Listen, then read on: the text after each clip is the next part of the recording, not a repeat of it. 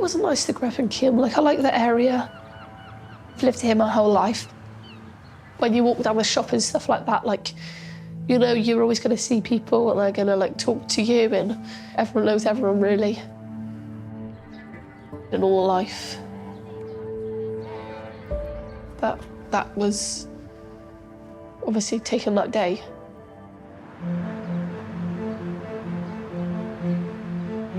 I was due to go to my mum's. I spoke to my mum on the phone and said, I'll be out in a minute.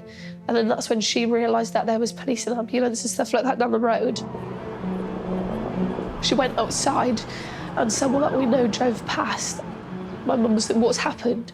And she said, oh, Jake's got a gun or something, he's been shooting people. It's weird, because I used to go to school with him and stuff and I knew him really well, he literally lived down the road from me. I kept thinking, like, why would he have done that? What could have triggered it?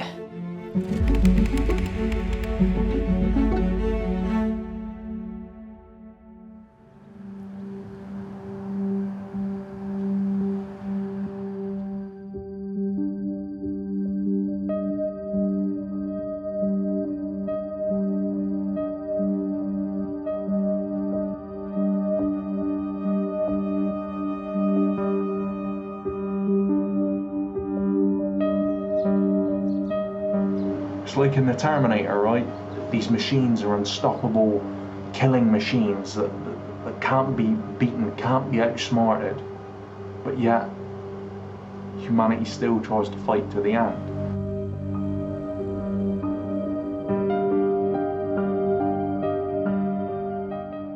I like to think sometimes, you know, I'm a Terminator or something, and despite reaching almost total system failure, he keeps trying to accomplish his mission, you know?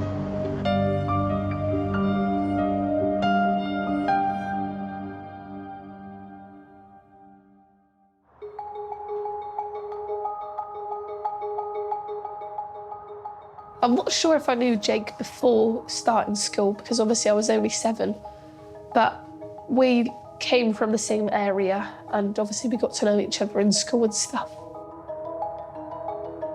Mount Timor was a behaviour school, and in order to go to that school you had to have a statement. You've got to have some sort of mental health issue. It was always something that had triggered us. It wasn't like we were bad children from nowhere. It was something that had caused it in life, I would say. My dad passed away, I was 6, and so I was worried about anything happening to my mum. So I ended up being naughty at school so I could get sent home. And then because I was being naughty at school, I had to go to behaviour school. I guess like we just all used to be out of control, really. Like we was very naughty children. I first met Jake. He would have been about the age of 12 in, I believe, year 8. I was his tutor.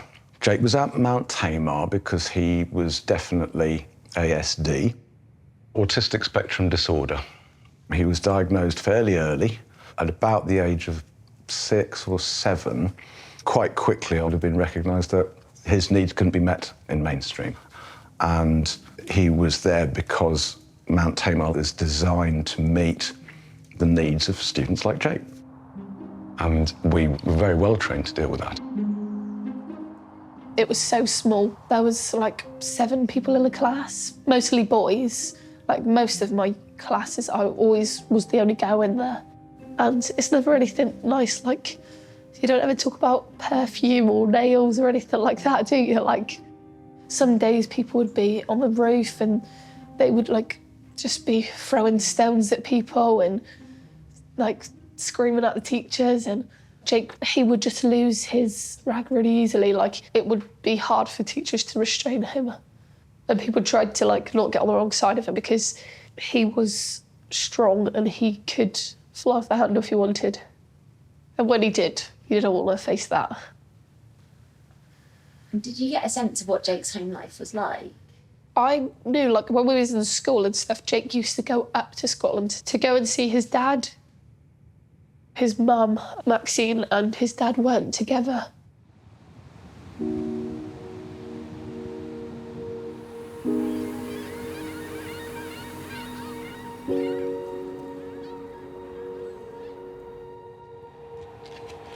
He got many of him because he didn't like his photograph taken. Me and Maxine, his mum, had 3 children together, and Jake was the youngest. When Jake was a little boy, me and Maxine, we divorced, we separated, it didn't work out. Jake's brother and sister, as soon as they got old enough, they left home. So it's just him and his mum. He was close to his mum, he knew her, he understood her, the way that she would go on. But they used to argue a lot in that house. It was a difficult household that he lived in. It was a very volatile environment. Jake lived at home with his mother in a 2-bedroom council house in Keyham, probably one of the most socio-economically deprived areas of what is overall a fairly tough city. But during the time that I knew Jake, he responded extremely well to the specialist care that he was offered. He became very positive, young man with a lot going for him. You know, he was enthusiastic. He wanted to do stuff. He wanted to learn. But once he left school, he slowly and surely moved out of the care of the state and into adult independence. The more he stepped out of that system, he didn't have the networks and the infrastructure that education obviously has around it, safeguarding people, checking up on his issues with mental health, etc.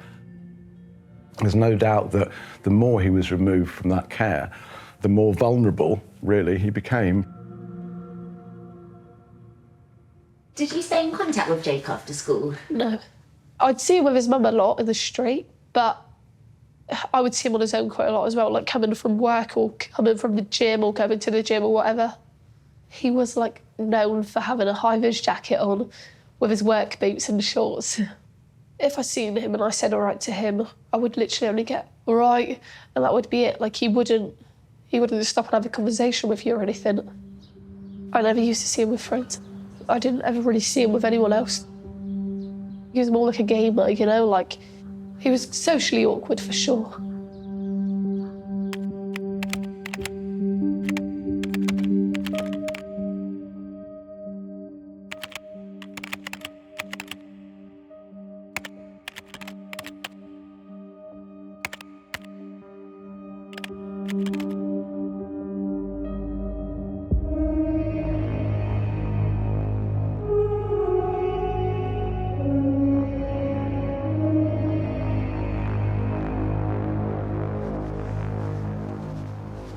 This is the place that me and Maxine first met, talking, getting to know each other.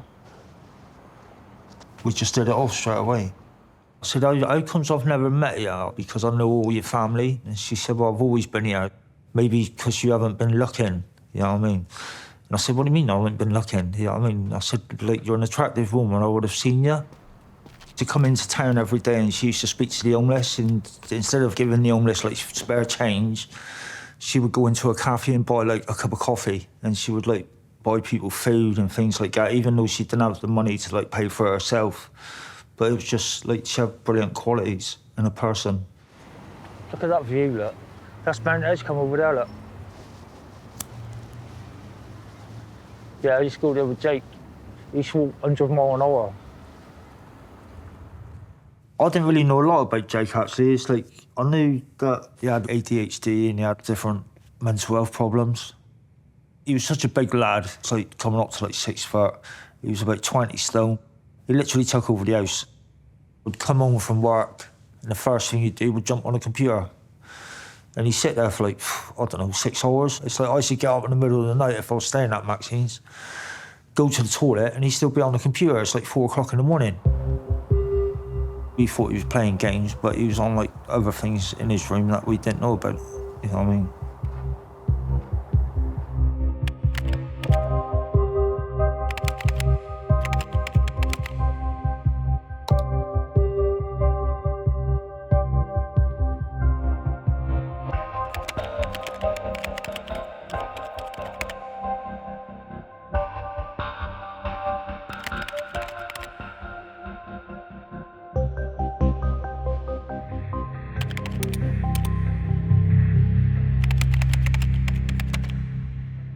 I could see that he was like at that age where he was probably sexually frustrated.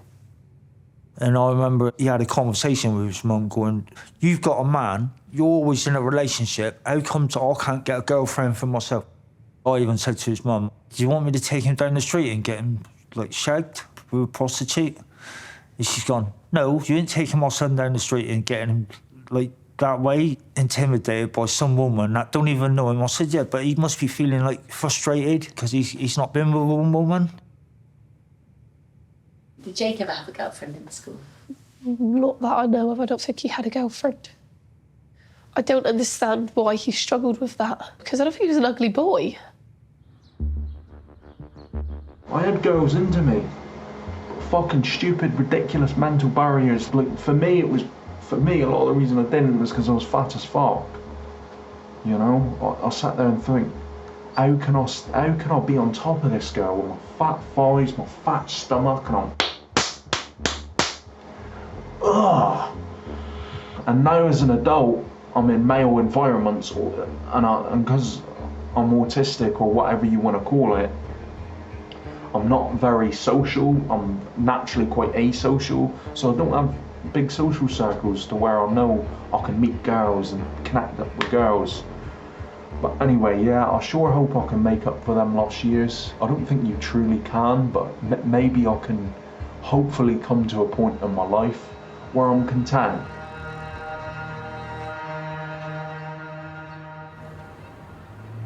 See that window there? See the third one up? I've jumped from that window to the floor. Yeah, doing a burglary. I was doing a burglary, and the police were at the front door, and the only window was that window to get out.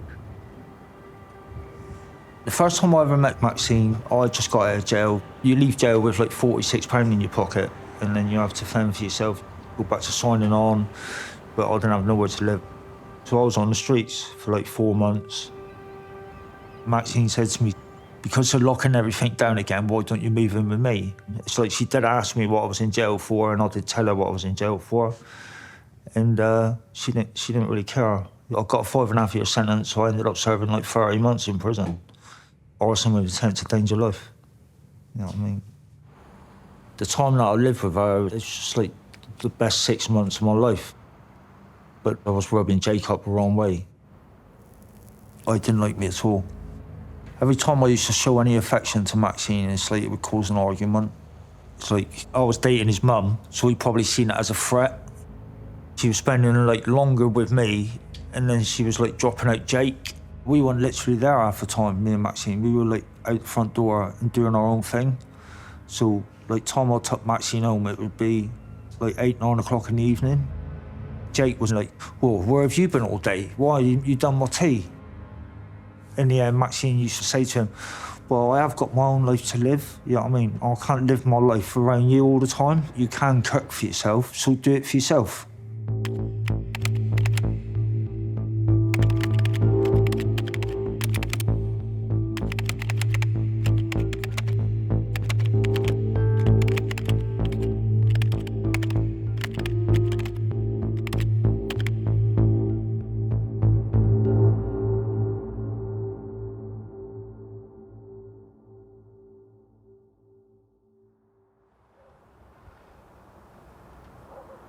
I was there that night when that happened.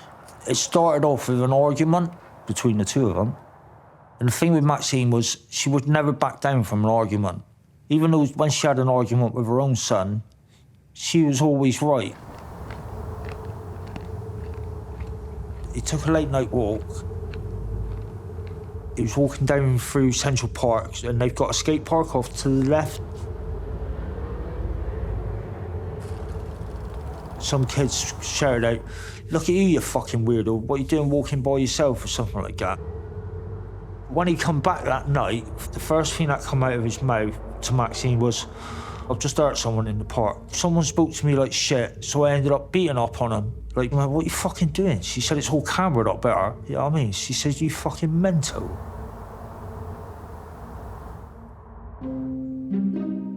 I'm a crime reporter. I've been a reporter for a variety of local newspapers for about 27 years, first in South Essex, and now down here in Plymouth. In 2020, I reported on an assault of 2 kids in Central Park. Turns out it was Jake. Jake has had an argument with his mum, and the tactics he'd been given through school was take yourself away from the scene. And his version of calming down was to go for a walk. And he walks past a skate park, and somebody shouts out, "Oi, look at that fat cunt." And his feeling is, I'm not having that. How dare they?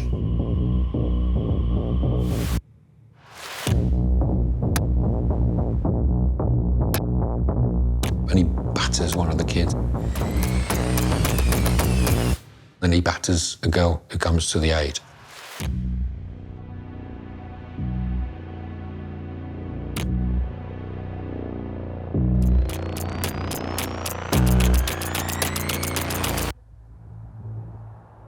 Maxine said to him, "You've done this problem yourself, so you need to ring the police up and report it and tell them who you are." He ran up the stairs, and you hear the bullets being put in the gun.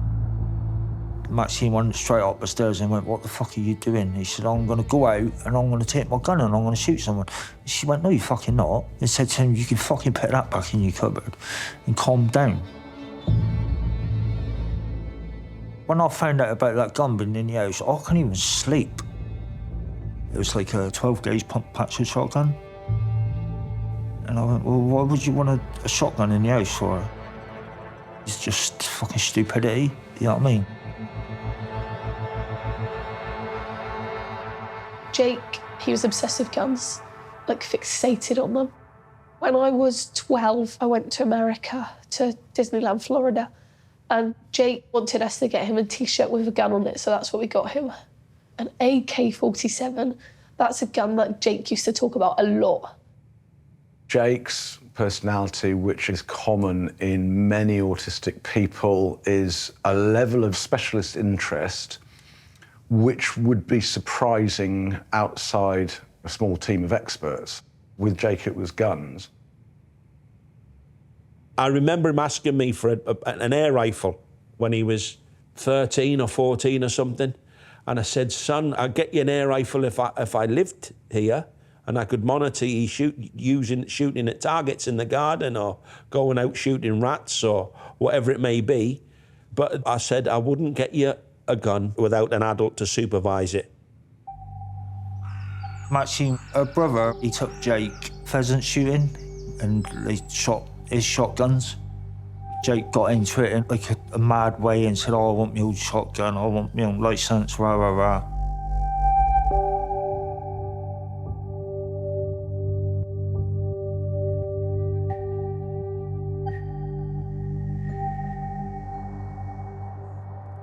He was given a reference by a person from Mount Tamar School.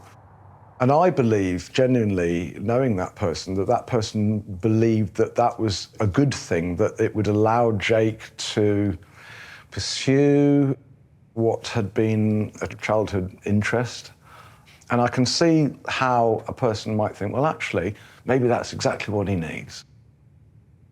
Should he have been given a gun? I did a lot of research into that. The people who wanted him to achieve what he wanted, which was to have a gun, did it for good reasons. They wanted to help him in as much as help him find the right direction. His uncle, he'd been a gun owner for years and years and years. He saw Jake's interest in it. He knew him as a nice lad, but he was like, "I'll take him under my wing." His teacher, she even went to the steps of going round to the house and sitting down with the mum, Maxine, and Jake to go, "You know, you've contacted me about me being a referee. Let's talk it through. Why do you want to do it?" It wasn't fly by night. It wasn't flippant. There was a sense of, if this helps him, and he needs help, maybe this will be the thing that makes him feel confident.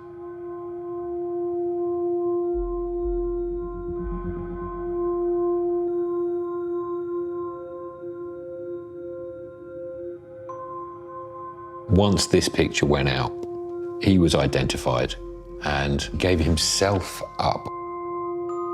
However, we were also in the middle of lockdowns, and it turned out that the CPS had sent basically letters to all police Can you consider out-of-court settlements? And one of the routes they thought was this thing called Pathfinder, and it's deferred caution, deferred charge scheme, which was run by the force. And the idea is, let's reduce the harm and reoffending through mediation, get them to do certain courses. At no point during the offence did any alarm bells go. You do know he's got a gun, don't you? From when the offence happened, the assault in Central Park, through to when the course had run its course, he still had the gun that whole time. It hadn't been flagged up. Eventually, Pathfinder let Firearms Licensing Unit know. They look at it and go, ooh, and they go and take the gun off him.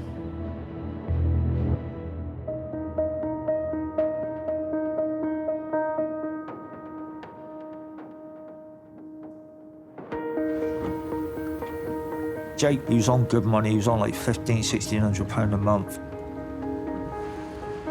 But he didn't have no friends at all. He was just a loner within himself. The only thing he used to literally do when I was living there was like 10 o'clock at night, he wanted to start training.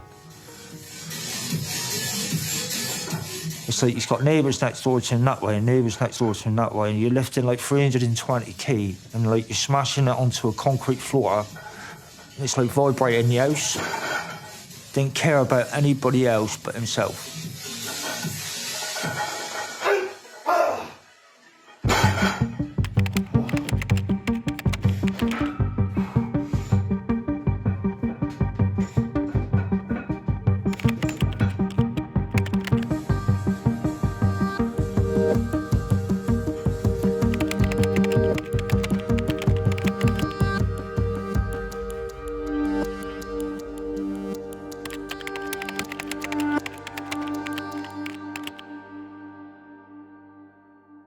I started seeing more of Jake as he got older.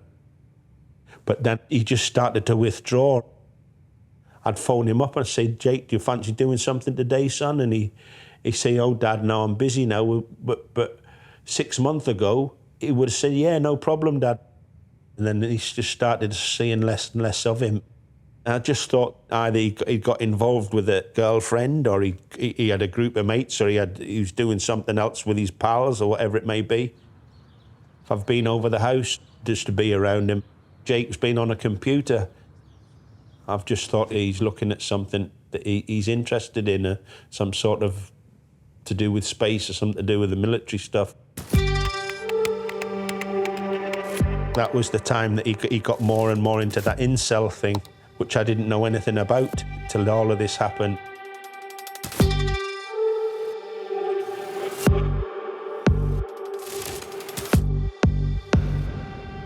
For those who want the long story short, incel by definition means involuntary celibate. Nothing more, nothing less. It all comes down to genetics. If you're genetically superior, women sense it. And bone development, height. Why do women hate short men? Because they have inferior bone development. The 3-tier scale of Chad, Normie, and Sub 5. So firstly, if you fall into this Chad category, then you pretty much get intimacy on dial-up. If you're wondering where all the Tinder matches are going, this is where they are going. I am not the type of person who believes women, or anyone for that matter, should be enslaved by any means. I love women. However, this does not mean that I don't believe that they have been given too much freedom and power that is totally unrestricted and that have caused problems for society. What do you know about incels? I don't. I actually don't know anything about them. How can you be so like roped into that kind of life though? Like, it's almost not even real life. Do you know what I mean? How can you get so caught up in that? In a fake world, really, isn't it? Surely, if he had just waited out a little bit, like he would have met someone in his life. It's odd.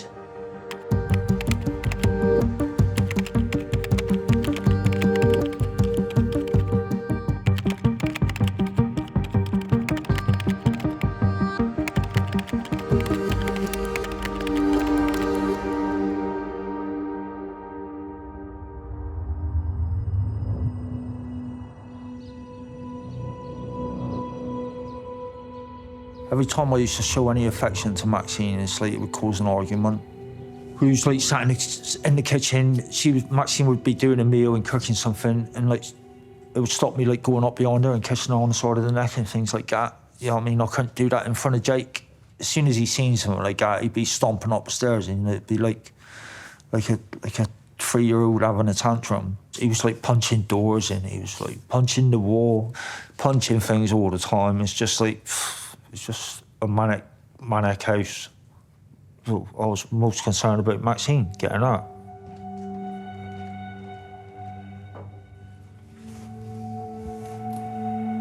If I'd go over Maxine's house when I've been in Plymouth, I'd always go round and do a bit of painting and do a bit of something. We become good friends in the latter years of our lives. I knew she had a boyfriend, but it didn't make no difference to me. I was just over there. It was easy to see Jake. But I knew that there was a lot of arguments that went on in the house just by the damage to the doors and things like that. And I'd say, what's happening? And then Jake just, oh, I don't want to talk about it. It was difficult to try and find out what to say, you know, how to counsel him. Did you ever sense or see any violence in the household? Yeah, I did, yeah. He like gripped her by the throat a couple of times. You know what I mean? It's like we'd grab her by the wrist sometimes, and he like the boy's got a big hands on him. He's got hands like shovels. You know what I mean? They're like twice the size of my hands. You know what I mean? And sometimes I would see bruises on Maxine, and I knew she was getting hurt by him. You know what I mean? But she wouldn't say that. She wouldn't say that to me. She went to like mental health, didn't she? And she even rang the police and said, "Oh, is there any chance you can get help for him with the mental health team and things like that?" And like she just kept on ringing them up all the time. And she just couldn't get no response back. But she'd been doing it for years, from an early age, from the age that he left school.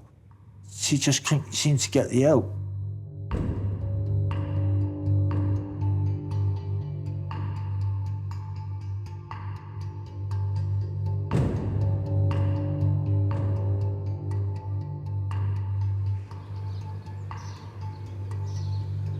I just don't have any willpower to do anything anymore, you know? I know a lot of people say, oh, that's weak-minded, that's pathetic, but dude, it's like how many years I've been working out, how many years I've been wanting and dealing with all these frustrations. Do I look any better? Or, I mean, I guess if that looks better to you, if that looks better to you, you know? You know, when I was 16, 17, 18, I had that passion, you know? And now I can't. I'm so beaten down and defeated by fucking life. That drive that I once had, that's gone now.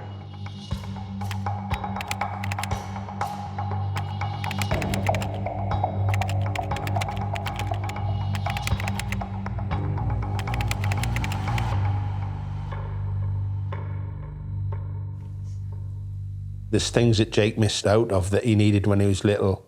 He would have liked to have had his dad around and stuff a little bit, and I would have liked to have been around for him, but I used to love the pub. I was still fishing at the time and stuff, so when I was coming in from sea, I was getting drunk and getting into trouble with the police. And you can only go before the court so many times before they start giving you prison sentences, and I was drinking quite a lot them days. And when I was going to sea, going back to sea, going to prison, coming out of prison and going back to sea, that wasn't good for a marriage. That was why I miss so much of Jake's younger years. I'd have to go to an access centre and stuff like that to see him. Didn't always get there, so it looked like I didn't care and I wasn't bothered, and I was.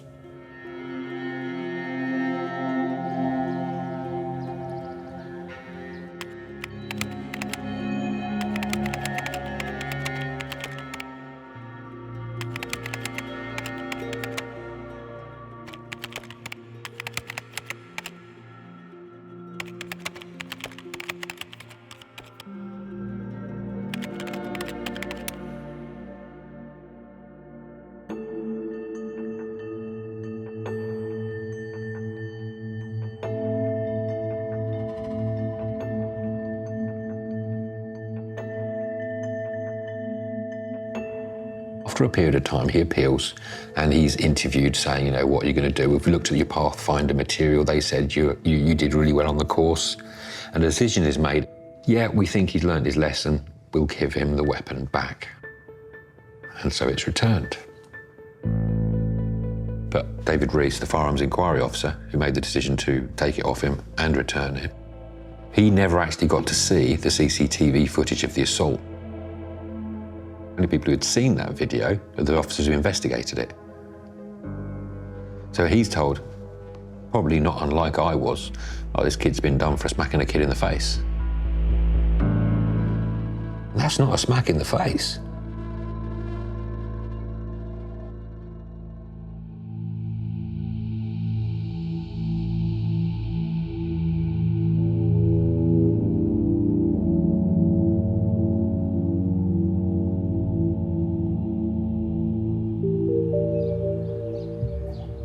Women are very picky.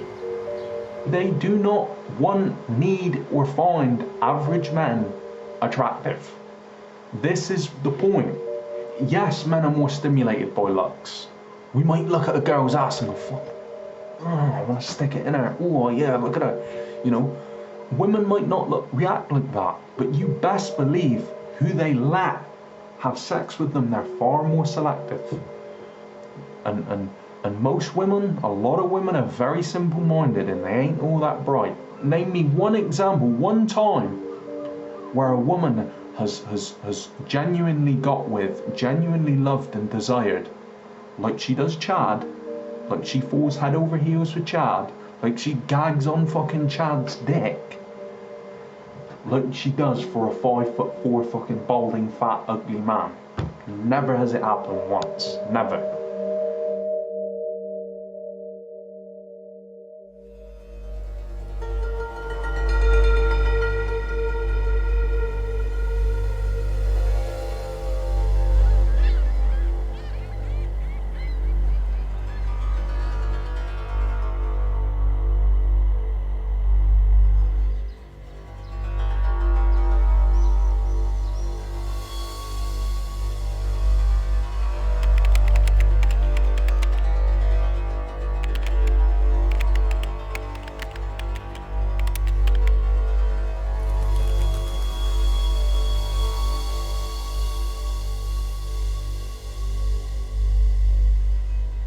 I was literally on the phone at the time, speaking to Maxine.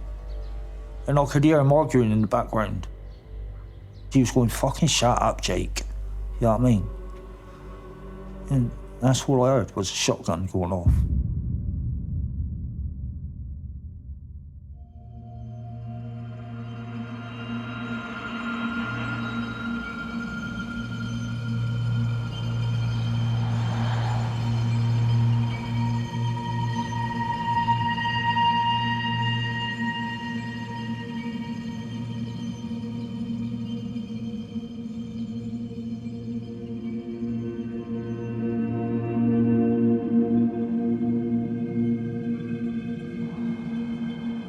Call came over the radio, 6:10, I think it was. There's been a shooting.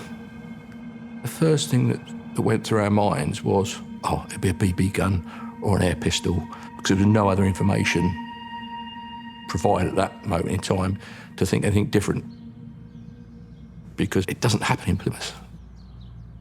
We put the emergency lighting on and blue lighted.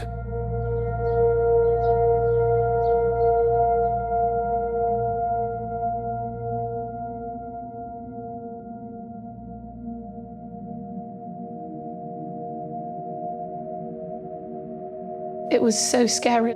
I had my little boy and he was only 2, and then I was heavily pregnant.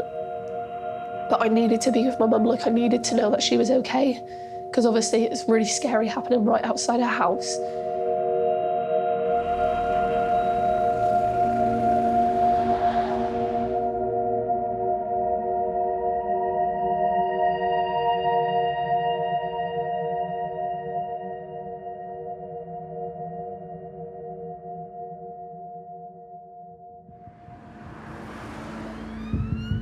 We turned left into Henderson Place, and there was a dozen or so people in the street started waving us down. and I could see a female in the doorway. She was pale in colour. Her eyes were open, but then I could see her stomach injury, and it was severe stomach injury. I went round the car and straight to the casualty. One of the first things I said was, "You'll be all right. Police are here, and we're going to look after you."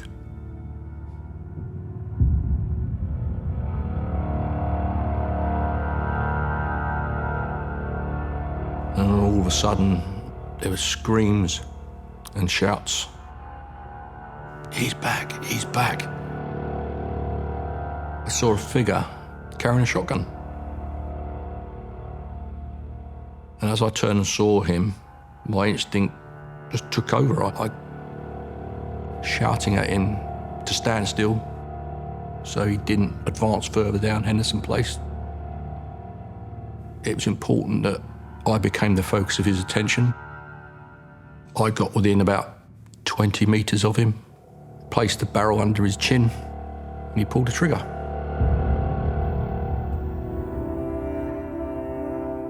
I just didn't believe that it even happened. Like, it was just crazy. And then to find out that it was so close to home, being someone that I knew, someone that was right on the doorstep, like, it just was almost unbelievable. How could you do that? My daughter phoned me and said, "Dad, get over to Mum's house." I says, "Why?" She said, "Dad, just get over here." There was a policeman there, and I said, "I'm Maxine's ex-husband and I'm Jake's dad. Is there anything I can do?" I thought they'd had a big argument, and I thought, worst case scenario, I thought Jake had punched his mum. He said there's been a shooting at Biddick Drive. There's fatalities. I'm on a WhatsApp group, lads being on it, like just banter jokes, all that sort of thing. And someone shared something on there of something serious had happened in Plymouth. Then it was getting revealed there'd been a shooting. I then went on Facebook and had a look where it was. And they cordoned the road off the other side of the road to where my brother, Lee, lived. Just messaged him out of precaution, really. I still didn't think it would be him in a million years, because it doesn't happen to you, it happens to other people, doesn't it? Then I got the phone call to tell me it was him. All I remember is I've got to put my shoes on to go around and tell my dad. That the whole time, from that second when I was in my flat to actually walking into his flat, even when I got him to sit down, I'm still thinking, well, what's the right way to tell him this? And then I just had to say, there was no easy way to tell your dad. Lee and Sophie had been killed.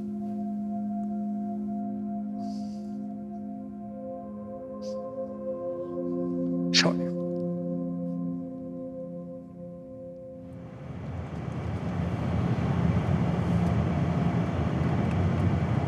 I was just working the late shift that night. Could have been anybody else, really.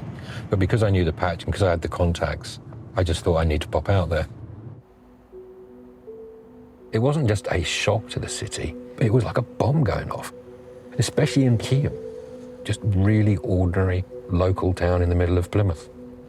And the fact it was somebody who lived in the street, one of their own, the fact that it was so unutterably random, it's horrible because it just leaves you on the edge of this cliff going, yeah, but why?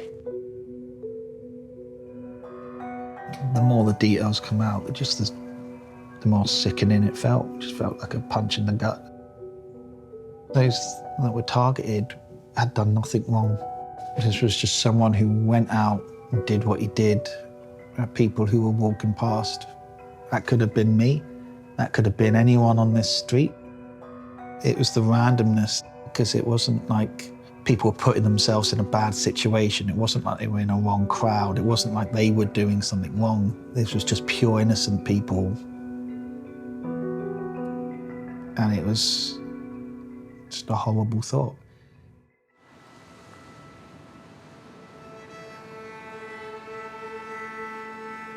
They're the victims, the ones who have lost their family members. Because my son had a shotgun.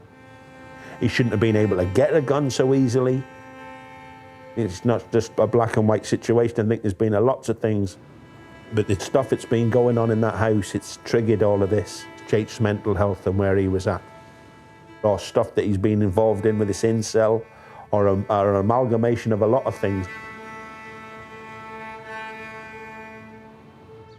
Obviously he got too caught up in it, didn't he? That he then ended up losing himself within it.